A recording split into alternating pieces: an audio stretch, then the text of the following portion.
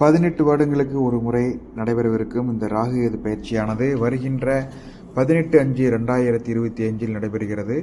இப்பெயர்ச்சியில் ராகுவானது மீனராசியிலிருந்து கும்பராசிக்கும், கேதுவானது கன்னிராசியிலிருந்து சிம்மராசிக்கும் இடம்பெயர்கிறது. இதில் சிம்மராசிக்கு சிம்மராசிக்கு இந்த பயிற்சி பலன்களை சொன்னாலே சிம்மராசி அன்பர்கள் கடும் கோபம் வந்துடும்.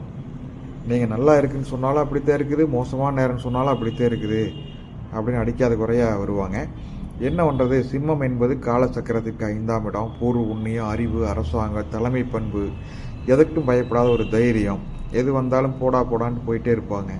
எந்த பிரச்சனைகளும், எந்த தீமைகளும், எந்த அசுப பலன்கள் வந்தாலும் அப்படியே தாங்கிட்டு மலை மாதிரி நிற்பாங்க. எல்லா சோதனை காலமும் இவர்கள் பார்த்திருப்பார்கள். எதையும் தாங்கும் இதயம் என்று எல்லா கிரகமும் எல்லா பயிற்சியிலும் சிம்மராசியை தான் போட்டு அடின்னு அடிக்கும். சிம்மராசிக்கு மட்டும் முதல்ல நம்ம ஸ்பெஷலாக பலன் சொல்கிறதுக்கு முன்னாடி பரிகாரம் சொல்லிடலாம். விநாயகர் வழிபாடும் துர்க்கை வழிபாடும் மிகவும் நல்லது. உங்கள் மனதில் ஒரு வலுவை கொடுக்கும். வீட்டின் அருகே உள்ள ராகு கேதுவை ரெகுலராக சென்று வணங்குங்கள். தம்பதியர் ஒற்றுமை அதிகரிக்கும். தம்பதியர்கள் தங்களுக்குள் அதிக நேரத்தை செலவிட்டால் வேற்றுமைகள் மறையும். நல்ல ஒரு வரனுக்காக காத்திருப்பது கொஞ்சம் காலம் பிடிக்கும்.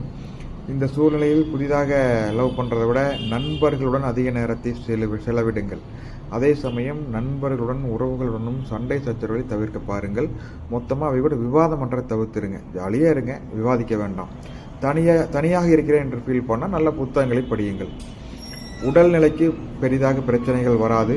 நரம்பு சம்பந்தப்பட்ட நோய்களில் கவனமாக இருக்கவும். கால் பாதங்களில் வலி ஏற்பட்டால் சிகிச்சை எடுத்துக்கொள்ளுங்கள். முன்னமே எடுத்துக்கொண்டிருக்கிற மருத்துவ சிகிச்சையினால் உடல் முன்னேற்றம் அடையும். நீண்ட நாள் நோய்கள் ஒரு கண்ட்ரோல் இருக்கும். மாவுச்சத்துள்ள உணவுப் பொருட்களை தவிர்த்து, அதே சமயம் பதப்படுத்தப்பட்ட உணவுகளையும் தவிர்த்து கொள்ளுங்கள்.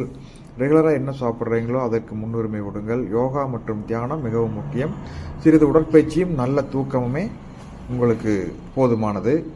தொழில் வியாபாரம் நன்றாக இருக்கும். ஒரு சில சமயங்களில் தொழில் வியாபாரத்தில் திடீரென்று ஒரு பற்று இல்லாமல் போகும். எதிர்பார்த்த பணம் வரவு லேட்டாகலாம்.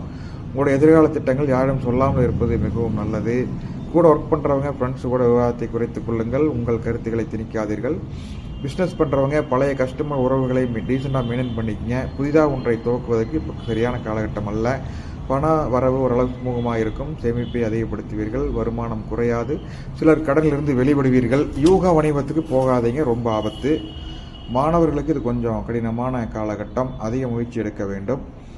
வெளிநாட்டில் கல்வி ஆர்வமாக இருந்தால் இது ஒரு சாதகமான நேரமாக இருக்கும். உங்களுக்கு எது இன்ட்ரெஸ்ட்டோ அந்த பாடத்தை தேர்வு செய்து வெற்றி பெறலாம். நன்றி, வணக்கம், வாழ்த்துக்கள்.